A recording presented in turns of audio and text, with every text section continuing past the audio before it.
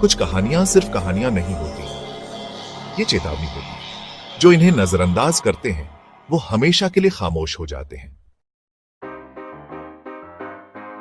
राहुल एक सुनसान सड़क पर अपनी बाइक भगा रहा था। बारिश अब मूसलाधार हो चुकी थी। अचानक उसकी बाइक बंद हो गई। अरे नहीं, ये क्या हुआ अब? मोबाइल फोन निकालता है, नेटवर्क नहीं है। कोई नेटवर्क भी नहीं। ये रात कहां गुजारूंगा? आसपास देखता है, एक टूटा फूटा घर दिखाई देता है।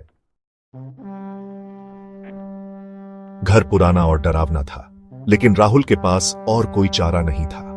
वो दरवाजे पर पहुंचा और दस्तक दी। दरवाजे पर दस्तक की आवाज, कोई जवाब नहीं आया।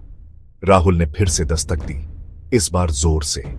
जोर की दस्तक, अंदर से कोई हलचल हुई। धीरे से दरवाजा खुल गया। एक छोटी बच्ची दरवाजे पर खड़ी थी।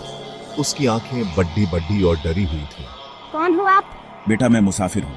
मेरी बाइक खराब हो गई है। क्या मैं रात यहाँ बिता सकता हूँ? मुझे नहीं पता, मुझे अंदर जाना है। बच्ची अंदर चली जाती है। दरवाजा खुला रह जाता है। राहुल अंदर चला गया। घर अंदर से और भी डरावना था। घर के अंदर की आवाजें, चूहों की आवाज, हवा चलने की आवाज। अरे ये क्या हुआ? तभी अचानक दरवाजे पर जोरदार दस्तक हुई, जैसे कोई बहुत गुस्से में हो। कौन है? मैंने कहा था ना, मुझे अंदर जाना है। राहुल डर के मारे सिहर उठा। उसके रोंगटे खड़े हो गए। लेकिन तुम तो अंदर हो।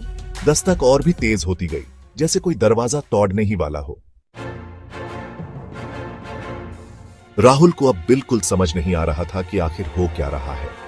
दस्तक अब अंदर से आ रही थी, जबकि बच्ची तो उसके सामने खड़ी थी, मुस्कुराते हुए खौफनाक अंदाज में। बच्ची की मुस्कान अब डरावनी और भयानक हो चुकी थी। उसकी आंखें लाल सुर्ख हो गई थी। भयानक हंसी। राहुल डर के मारे पीछे हट गया और दीवार से जा टकराया।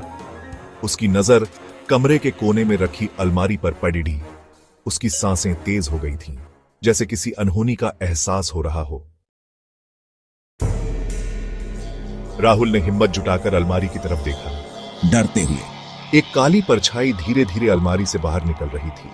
उसकी आकृति बेहद विकराल और भयानक थी। भयानक चीख। राहुल चीख उठा और भागने की कोशिश करने लगा, लेकिन उस परछाई ने उसे जकड़ डीच लिया।